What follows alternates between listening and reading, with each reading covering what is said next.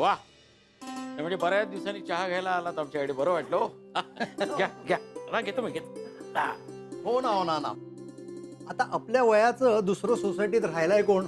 हो, आता तरुण पिढीचं म्हणाल तर सगळेजण आपापल्या कामात मशगूल असतात. पूर्वीसारखं घरातून बाहेर पडून गप्पा मारणं हा सुद्धा एक सामाजिक बांधिलकीचा भाग असतो, हे लोक विसरत चाललेत. तरुण पिढीचं काय, 24 तास सोशल मीडियावर बिझी असते. खरं सोशल व्हायचं असेल ना नाना, तर घरातनं बाहेर पडून एकमेकांना भेटावं लागतं. हे लोकांच्या गावीच नाहीये. या लाख मुलाचा बोलला तो. या कॉम्प्युटर आणि मोबाईलमुळे जग जवळ आलेलं असलं तरी नातेसंबंध मात्र दुरावलेत. अगदी खरंय. अहो, फोनवर बोलता येतं सगळ्यांशी, पण प्रत्यक्ष भेटीचा आनंद मिळत नाही त्यात. हो ना. आणि त्या फोनमुळे होणारे दुष्परिणाम वेगळेच. खूप वेळ कानाशी धरला तर कान बिघडतात म्हणे, सारखं फोन मध्ये बघितलं तर डोळे बिघडतात म्हणे. आणि हल्ली तर नवीनच ऐकते, खिशात ठेवल्या ठेवल्या म्हणे फुटतो असा भौमकन. भयप्रदा, उगाच त्यानं काहीतरी बोलून घाबरू नकोस हा. हो, पण खरंच ऐकलं मी. काय बोलण्याचं तात्पर्य एवढंच आहे की भेटीगाठी झाल्या पाहिजे, संवाद वाढला पाहिजे. पूर्वी कसं सगळे एकमेकांना भेटायचे, बोलायचे, नाही का? पूर्वीच्या सणावाराची गोष्टच वेगळी होती. दिवाळीत सुद्धा आपण एकमेकांकडे फराळाला जायचो. 4 पाहुणे आपल्याकडे यायचे. चाळीत असताना तर आपण एकसारखाच कंदील सुद्धा बनवायचो. खरंच जुने दिवस आठवतात तो. म्हणजे तुम्हाला सांगतो, आम्ही प्रत्येकाच्या घरी एक एक दिवस फराळाचा ठेवलेला असायचा. मग दिवाळी अशी 15 दिवस चालायची. हो, पण यावर्षी राधिकाचा सुद्धा असाच मनसुबा आहे. म्हणजे आपल्या सोसायटीतल्या काही लोकांनी एकत्र येऊन फराळ एकत्र करायचा. उत्तम कल्पना आहे. कधी करायचं म्हणतेय? लवकरात लवकर. आणि हो, प्रत्येक मजल्यावर आकाशकंदील सुद्धा लावायचा आहे. उत्तम कल्पना. मी आकाश कंदील स्पॉन्सर करतो. फक्त आता फराळाचं केव्हा काय कसं ते राधिकाशी बोलून ठरवूया. चला जाऊया. हो, आता चला चला चला चला चला. चला या या या. राधिका, राधिका शांत हो बरं. आज चल आज जाऊया.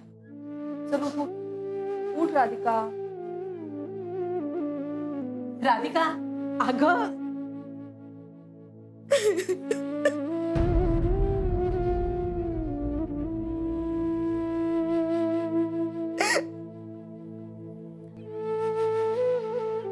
अगं काय झालं? रडतेस कशाला? काय झालं हिला? राधिके, काय ग? नानी, मी तिला आत घेऊन जाते. चल आज जाऊया. नानी नको.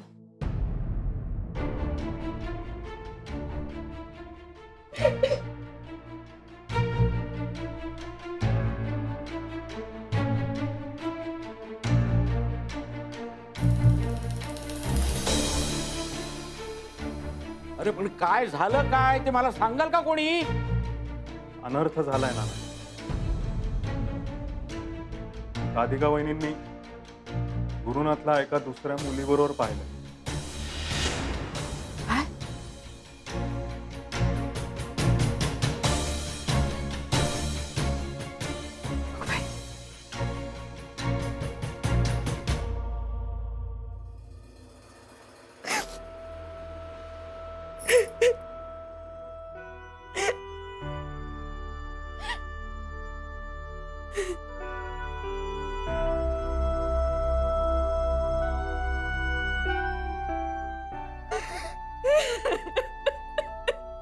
राधिका, शांत हो. तुझं दुःख समजू शकते मी. मी सुद्धा यातूनच गेलीये ग.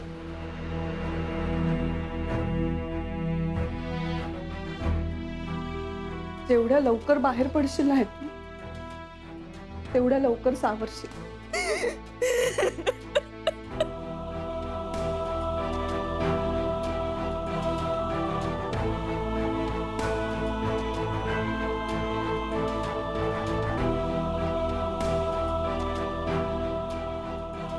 असतं असं नेहमीच? का नेहमी हे दुःख स्त्रियांच्याच वाट्याला येतं? नवऱ्याने विश्वासघात केला म्हणून नेहमी स्त्रियाच का रडतात? पुढे पुरुष कधी स्त्रीसाठी रडताना दिसत नाही. इथे हिने रडून रडून स्वतःची काय अवस्था करून घेतली.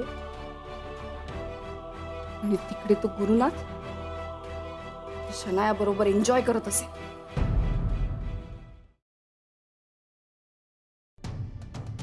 मी शनायाला म्हणालोय खरा की आजच्या आज राधिकाला डिवोर्स देतो म्हणून, पण हे ऐकल्यानंतर राधिकाचं काय होईल आणि मी नेमकं कसं आणि काय सांगू तिला?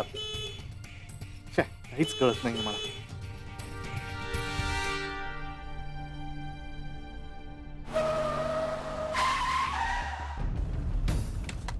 ए काय रे, दिसत नाही का तुला?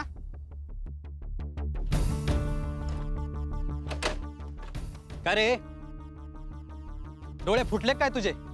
रस्ता काय बापाची प्रॉपर्टी समजलीस काय? I am so sorry. तुम्हाला काही झालं नाही ना? सॉरी सॉरी काय? जाऊ द्या ना. जाऊ द्या काय जाऊ द्या? हा गाडीमध्ये बसला म्हणून काय कोणाला ठोकतो काय रस्त्याने? हा? अहो नाही, तुमची गाडी एकदम समोर आली, मला काही कळलंच नाही. सो अरे समोरून काय समोरून? अरे आम्ही सरळ जात होतो, हॉर्न मारत होतो तरी तुझं लक्ष नव्हतं. कुठल्या तंद्रीत गाडी चालवतो रे तू? हा? अहो जाऊ द्या ना, काही झालं नाही ना आपल्याला.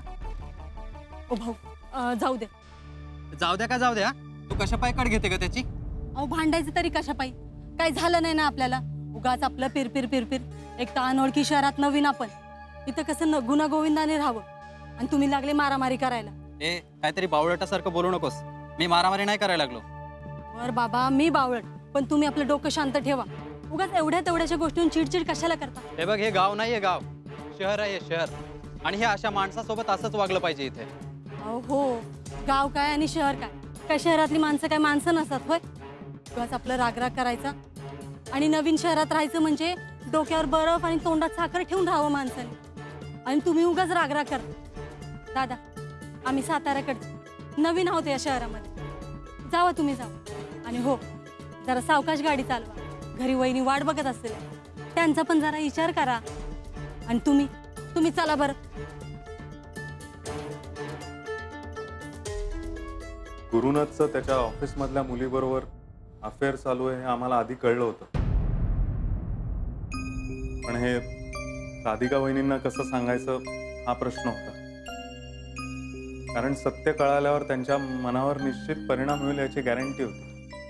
शेवटी व्हायचं तेच झालं. राधिका वहिनींनी त्या दोघांना एकत्र पाहिलं. बाप रे,